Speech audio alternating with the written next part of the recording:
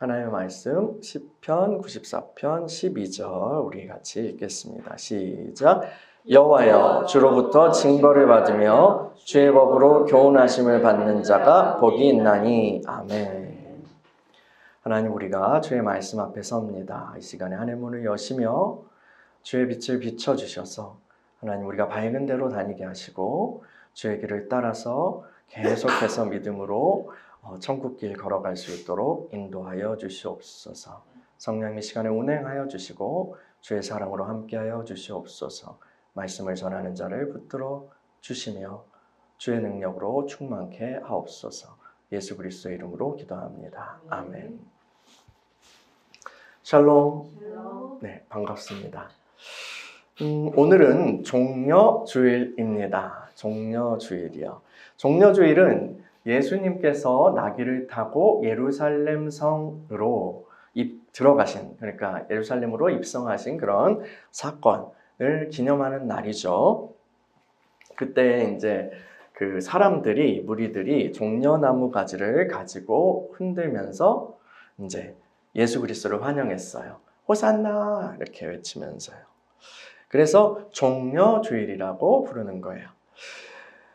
이 무리들은 다윗의 후손이신 예수께서 이스라엘을 구원하실 것을 기대하면서 호산나, 하나님 우리를 구원하소서, 호산나라고 외쳤습니다. 메시아가 오면, 그리스도께서 오시면 강력한 능력으로 군대를 일으켜서 이방 제국을 물리치실 것을 기대했습니다.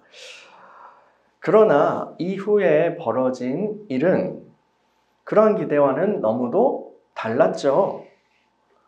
예수님께서는 체포당하시고 고난당하시고 피떡이 되신 채 무력하게 수치스럽게 십자가에 못 박혀 죽으셨습니다.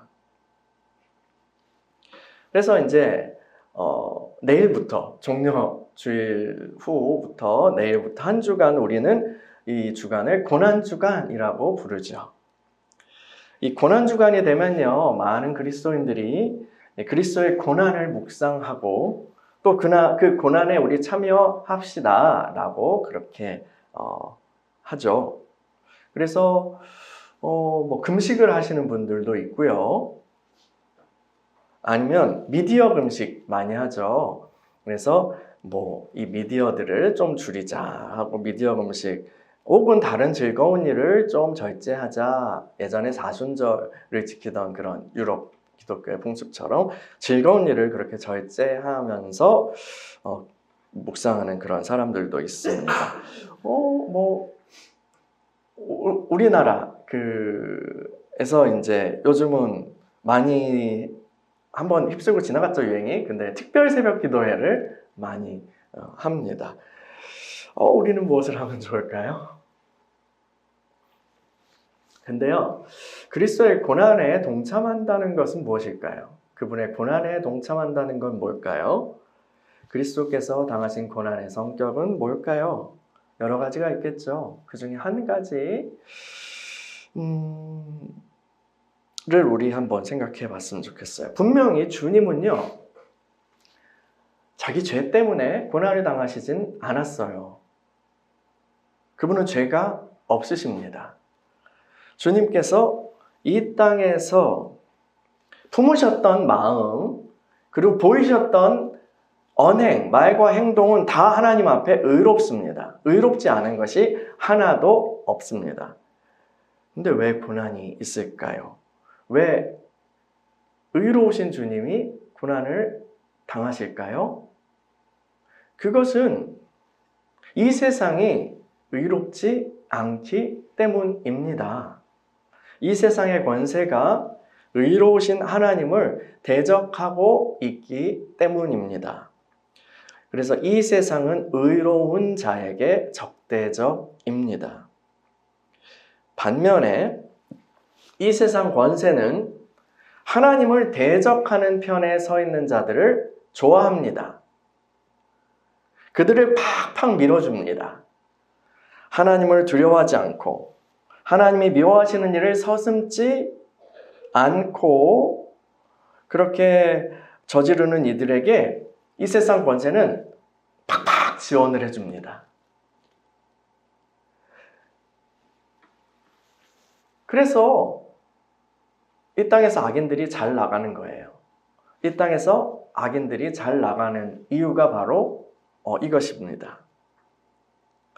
그런데 그 악에 동참하기를 거절하며 양심을 지키며 살기를 선택한 이들은 이 세상에서 핍박을 받습니다. 이 세상의 권세로부터 핍박을 받습니다.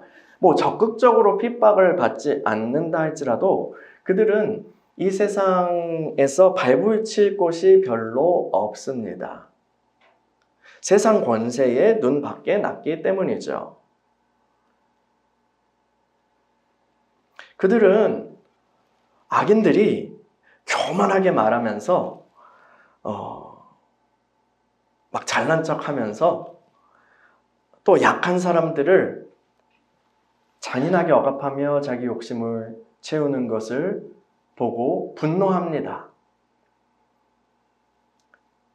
나훈아 씨가 노래했죠. 테스요.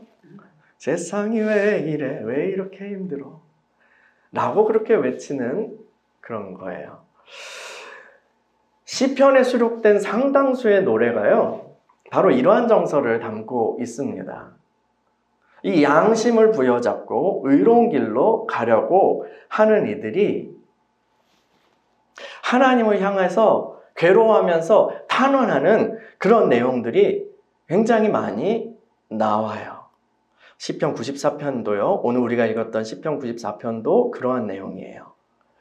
시편 94편 1에서 7절 한번 읽어볼까요? 1에서 7절 시작.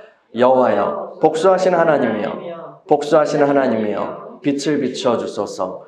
세계를 심판하시는 주여 일어나사 교만한 자들에게 마땅한 벌을 주소서. 여호와여 악인이 언제까지 개가를 부리리이까. 그들이 마구 짓거리며 오만하게 떠들며 죄악을 행하는 자들이 다 자만하나이다. 여호와여 그들이 주의 백성을 짓밟으며 주의 소유를 공고하게 하며 과부와 나그네를 죽이며 고아들을 살해하며 말하기를 여호와가 보지 못하며 야곱의 하나님이 알아차리지 못하리라 하나이다. 아멘. 이 세상에 악하고 교만한 사람들은 자기들의 욕망과 쾌락을 위해서 타인들에게 고통을 줍니다. 출애굽기에 보면 출애굽한 이스라엘 백성들이 이제 막 지쳤어요. 길을 걷고 막 지치잖아요. 그렇게 해서 피곤할 때에 누가 그들을 공격했을까요? 아말렉 족속이 공격합니다. 가장 약해져 있을 때, 지쳤을 때 아말렉 족속이 이스라엘 진영을 공격합니다. 그 공격해서요, 아말렉은 가장 약한 그룹을 쳐요. 뒤에 지쳐서 따라오지 못하는 그 그룹들, 아마도 아이들과 여성, 노인들이겠죠. 그 그룹을 다 쉽게 쳐 죽입니다. 그래서 하나님이 아말렉을 그렇게 미워하시는 거예요. 이스라엘의 원수고 나의 원수고 끝까지 싸우겠다라고 하시는 거예요. 우리 에스더서에서 그 이야기가 하만이 아각 사람 하만이 그 아말렉 족속이잖아요. 어쨌든 이 아말렉은 이 세상의 악한 권세, 악한 사람들의 비열한 특징을 그대로 보여주는 그런 사람들이에요. 이 세상에 악이 창궐하면요, 이 세상에 혼란에 빠지고 악이 창궐하면 가장 약한 자들부터 재앙을 당합니다. 우리 모두가 다 힘들겠지만 가장 약한 자들부터 재앙을 당합니다. 양심이 있는 사람들은, 하나님을 두려워하는 그런 사람들은 이러한 악의 횡포 가운데 분노하게 돼요. 그것은 옳지 않으니까요. 그래서 우리 조상들도요, 귀신은 뭐 하는지 몰라. 저런 사람 안 잡아가고 라는 말을 하면서 한탄했죠. 그리고 사극에 자주 나오는 그런 대사 있잖아. 하늘이 두렵지도 않느냐 라고 그렇게 항변하기도 해요. 안 두려워? 하면서 쑥 나쁜 짓을 하죠. 거기서는. 우리 그 양심의 감각에는 나쁜 짓을 저지르면 망한다라는 생각이 심겨져 있는 거예요. 그런데 살아오면서 이 세상에서 우리가 보는 현상은 꼭 인과응보가 이루어지는 것 같아요? 꼭 그렇진 않는 것을 우리가 봐요. 약한 이들이 하늘을 두려워하지 않아요. 그들에게는 하늘이 하나님조차도 이용 대상일 뿐이에요. 내 욕망 충족에 도움이 된다면, 어제는 저쪽 신한테, 부처님한테 가서 빌었지만 또 오늘은 성경책을 끼고 교회에 나갈 수도 있는 게 그런 사람들이에요. 그런 사람들은 하나님을 향해서 이렇게 말하는 거예요. 당신은 장님이고 바보고 호구예요 라고 모욕하고 있는 것입니다. 이 시편을 쓴 믿음의 선배들조차 이렇게 기고만장한 악이 기승을 부리는 그런 현상을 보면서 마음이 흔들릴 때가 있었어요. 여호와 하나님, 제발 계시다면 숨어 계시지 말고요, 좀 나와보세요. 좀 나와보세요. 저 악을 보시고 그들에게 마땅한 보응을 해주세요 라고 기도하는 거예요. 이 시편 94편의 시인도 그렇게 기도한 거예요.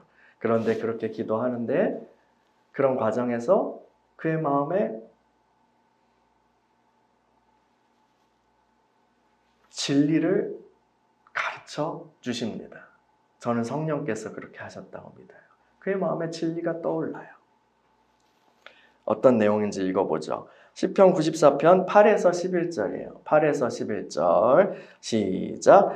백성 중에 어리석은 자들아, 너희는 생각하라. 무지한 자들아, 너희가 언제나 지혜로울까? 귀를 지으시니가 듣지 아니하시랴. 눈을 만드시니가 보지 아니하시랴. 뭇 백성을 징벌하시느니 곧 지식으로 사람을 교훈하시느니가 징벌하지 아니하시랴.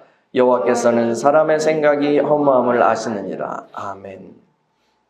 하나님을 목석 취급하면서 뻔뻔하게 죄악을 저지르는 그런 악인들은 사실은 어리석은 자들입니다. 사실은 어리석은 자들이야. 그들은 스스로 지혜롭다고 자랑할지 모르지만 실상은 무지한 자들입니다. 내 눈으로 볼 수 없다고, 내 귀로 들을 수 없다고, 하나님이 없다라고 말하는 사람들이 있습니다. 그런데요, 우리를 만드시고 눈과 귀를 붙여주신 분이 바로 하나님이십니다. 여러분, 이 눈이 사물을 볼 수 있다는 것이 얼마나 놀랍습니까? 신비롭지 않습니까? 이 귀가 소리를 들을 수 있다는 게 엄청나지 않습니까? 경이롭지 않습니까? 하나님 그렇게 만들어 주신 거죠. 이 성경 여기서 그 히브리어로 된 성경 직역을 하면 눈과 귀를 박아 넣으신 이렇게 표현을 하더라고요. 경이롭지 않아요? 우리의 눈과 귀를 만들어 주신 분이 이게 기능하게 된다는 것이 너무 신기하지 않습니까? 그런데 우리에게 눈과 귀를 주신 분이 볼 수 없고 들을 수 없을 것이라고 그렇게 판단하는 것이 그러한 생각이 얼마나 어리석은 생각입니까? 또요, 인간이 생각할 수 있다는 거 놀랍잖아요. 인간이 이렇게 생각하고 말할 수 있다면 그것의 원본이신 하나님이 생각하지 못하고 판단하지 못하시는 분일 거라고, 그냥 에너지 덩어리, 거대한 어떤 에너지 덩어리, 뭐 이런 식으로 하나님을 생각하는 비인격적인 힘이나 뭐 언제라도 이용할 수 있는 그러한 원리, 이렇게 신이 그럴 거라고 생각하는 게 얼마나 교만입니까?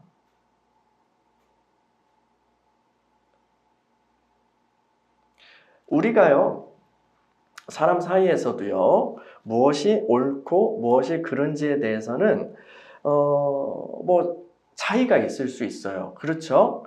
그런데 거기에 공유되는, 전제되는 생각은 뭐예요? 서로 다른 생각으로 싸울 수 있어요. 논쟁할 수 있어요. 그런데 거기에서 공유되는, 전제되는 건 뭐예요?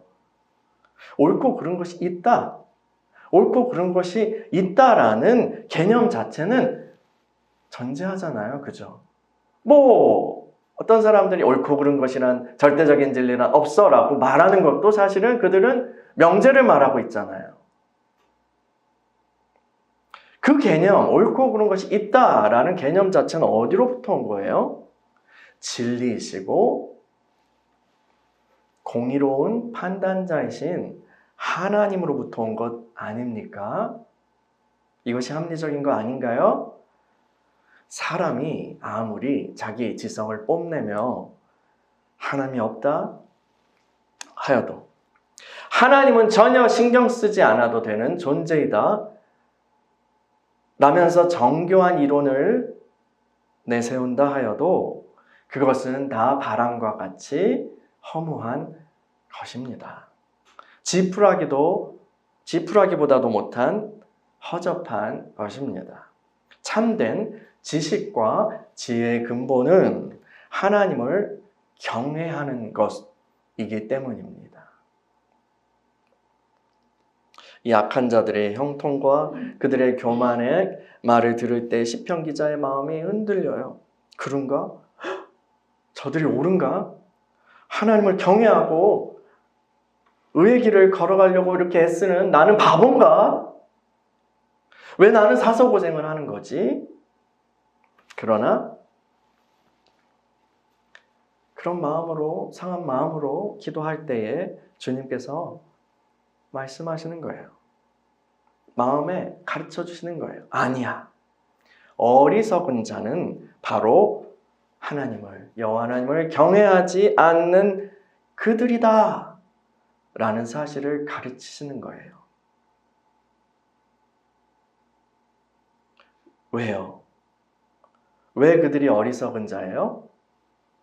살아계신 하나님께서는 모든 것을 보고 계시고 모든 것을 공의로 심판하실 분이시기 때문입니다. 반드시 심판하실 분이기 때문입니다. 이 심판에 대한 믿음, 유무에 따라서 우리가 세상을 바라보는 관점과 살아가는 태도는 완전히 달라집니다. 여러분은 주님께서 오셔서 심판하신다는 사실을 믿으십니까? 우리가 모임 때마다, 좀 전에도 우리 고백했잖아요.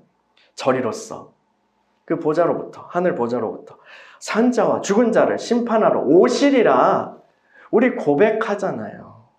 여러분 그것을 믿으십니까?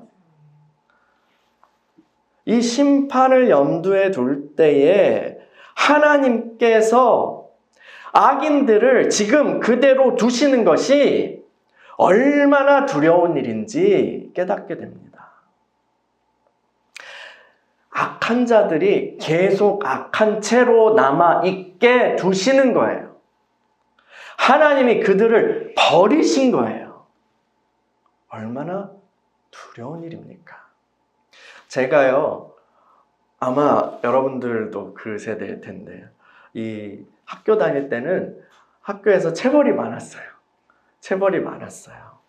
이 군사 병영 문화의 그 대한민국이 거의 끝물을 제가 이제 체험한 세대인데, 그래서 선생님들이 많이 때렸습니다. 무지막지하게 패했죠. 근데 지금 이제 우리 아이들이 다니는 학교에는 체벌이 없습니다. 체벌이 없어요. 이 신체적 폭력이 사라졌다는 것은 참 감사한 일입니다. 저는 학교가 다시 예전으로 우리 아이들이 그런 학교 다니는 거 원치 않아요. 예전에 그 학교를 다니는 거 원치 않아요. 저는 인격적이고 또 평화로운 그런 교실이 좋습니다. 그런데 항상 선을 넘는 구성원들은 있어요. 어느 환경에서나. 전에는 체벌로 찍어 눌렀지만 이제는 그럴 수 없잖아요. 그러니까 선생님들이 힘들어. 많이 힘들어. 이것저것 다른 뭐 상담실, 뭐 벌점 이런 것들이 있지만 그 이상으로 막 너무 선을 넘는 구성원들 항상 있기 마련입니다. 그러면요, 좀 속상한 말이긴 해요. 근데 선생님들은 그러면 최후의 수단을 사용한다고 해요. 최후의 수단이요. 뭘까요? 그 최후의 수단이 선생님들이 할 수 있는 최후의 수단? 뭐 교칙 이런 거 말고요. 그 최후의 수단은요, 그냥 두는 거예요. 그냥 두는 거예요. 얘가 뭐 개판을 치든 자든 뭐 그냥 두는 거예요. 그렇게 살다가 앞날을 망칠 것이 뻔히 보이지만 그냥 두는 거예요. 이거 슬픈 얘기죠. 악인들은요, 이 세상에서 자신들이 어떠한 짓을 해도 벌을 받지 않는 그런 현상을, 그 경험을 하면서 나를 벌하시는 하나님은 없구나 라고 해석했어요. 그런데 아닙니다. 아니에요. 하나님이 그들을 버리신 거예요. 그냥 그들의 죄로 인해서 스스로 망가지고 멸망하도록 내버려 두신 거예요. 벌이 없다고 좋아할 일이 아니에요. 그들은 이미 지옥의 땔감으로 예정되어 있는 것입니다. 반면에 이 세상에서 하나님이 그냥 두시지 않는 사람들이 있어요. 자꾸 잔소리하시고 때로는 매를 때리시기까지 하는 그런 사람들이 있어요. 이들은 괴롭죠. 근데요, 성경은 이들을 가리켜서 복이 있다, 이들을 가리켜서 행복한 사람이다 라고 말합니다. 오늘의 본론이에요. 이게 시편 94편 12에서 13절 읽어볼게요. 12에서 13절 시작. 여호와여, 주로부터 징벌을 받으며 주의 법으로 교훈하심을 받는 자가 복이 있나니 이런 사람에게는 환난의 날을 피하게 하사 악인을 위하여 구덩이를 팔 때까지 평안을 주시리이다. 아멘. 저 사람은요, 악랄한 짓을 하면서 돈도 많이 벌고 성공하고 떵떵거리면서 잠도 잘 자고 그렇게 살아가는데 왜 나는 조금만 잘못해도 잔소리를 퍼부으시는 거야. 조금만 잘못해도 나를 징계하시는 거야. 하나님, 나한테 왜 그러시는 거야? 하나님, 나를 왜 이렇게 못 살게 보시는 거야? 이것도 안 된다 하시고 저것도 잘못했다 하시고 네가 먼저 회개하라고 하시고 너무 힘들어. 이런 생각 해보셨어요? 여러분들? 이런 마음 품어보셨어요? 그렇다면 여러분은 행복한 사람입니다. 하나님께 훈육을 받는 자들은 행복합니다. 그들은 하나님의 택하신 백성이요 하나님의 자녀이기 때문입니다. 우리 잠언 말씀 하나 볼까요? 잠언서 3장 11에서 12절이요. 잠언서 3장 11에서 12절 읽어볼게요. 시작.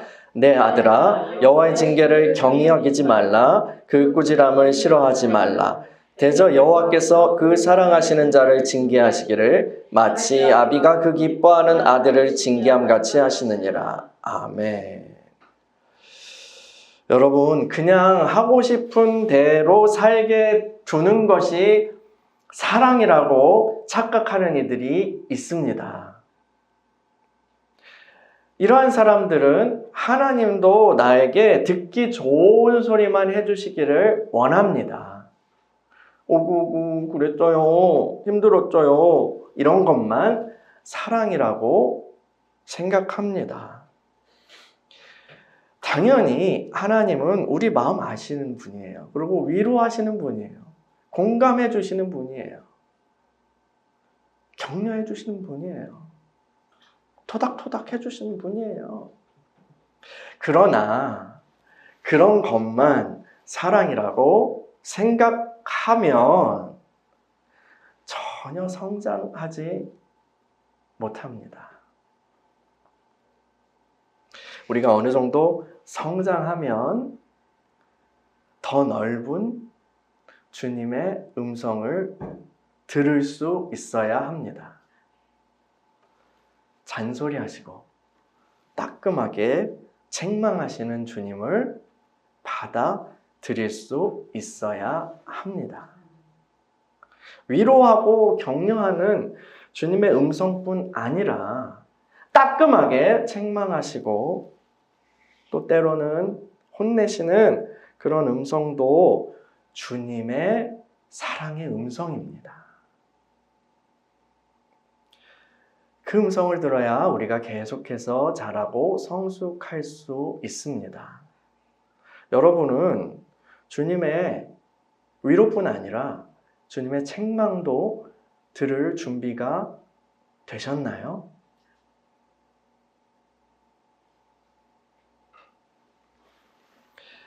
주님의 책망을 들을 준비가 되었다라는 것은 그 주님을 신뢰하게 되었다는 거예요. 또 그분을 더욱 사랑하게 되었다는 거예요. 사람 사이에서도 신뢰와 사랑이 어느 정도 쌓인 후에야 깊은 얘기할 수 있지 않겠어요? 그 전에는 그냥 좋은 말들, 칭찬하는 말들만 서로 하잖아요.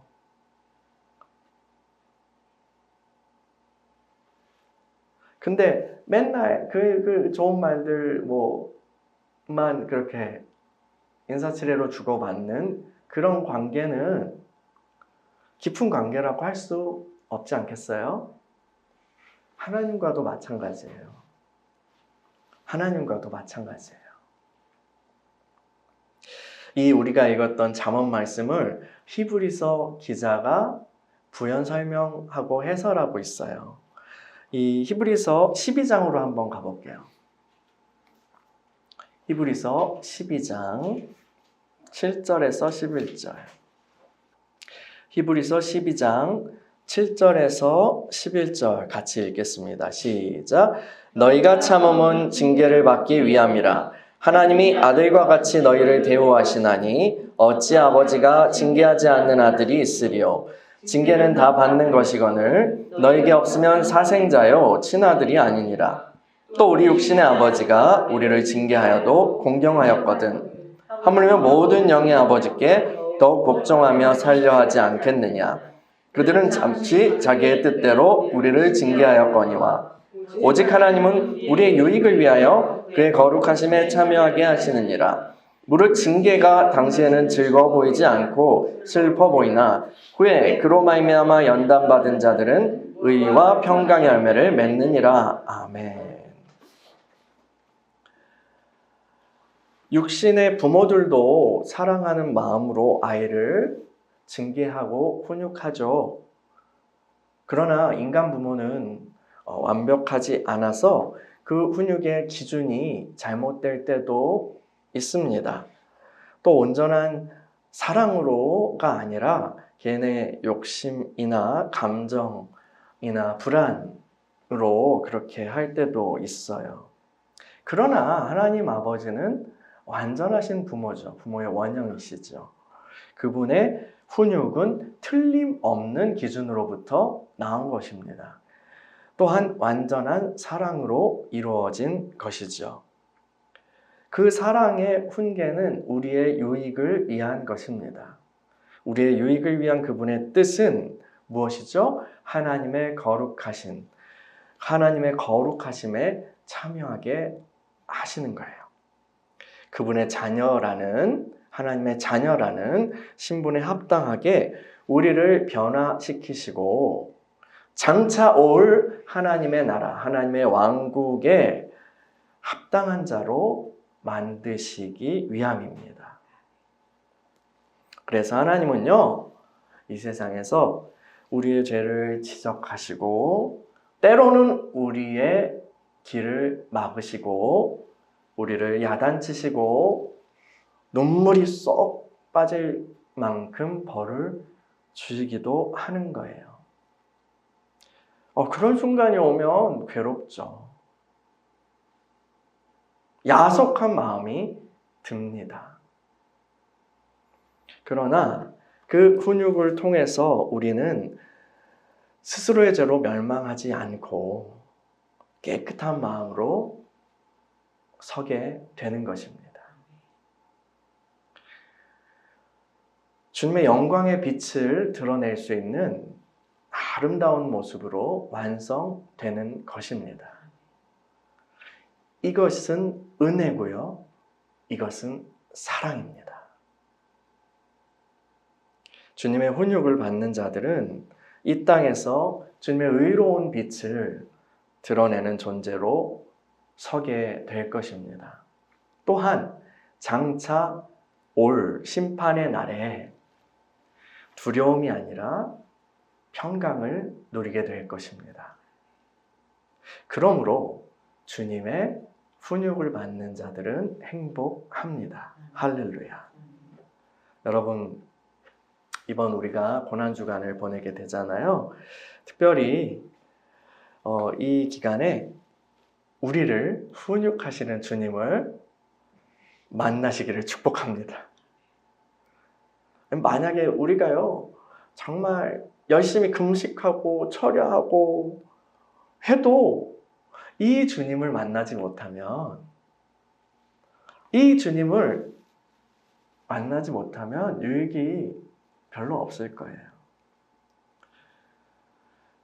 우리가 금식하지 않고 밥 잘 먹고 잠도 잘 자고 또 유튜브도 보고 드라마도 보고 하더라도 이 나를 훈계하시는 주님을 만나서 그분의 음성을 듣고 근신하고 돌이키면 반드시 아름다운 열매를 맺게 될 것입니다. 이 은혜를 풍성하게 받는 저와 여러분이 되시기를 축복합니다. 할렐루야. 우리 함께 기도하겠습니다.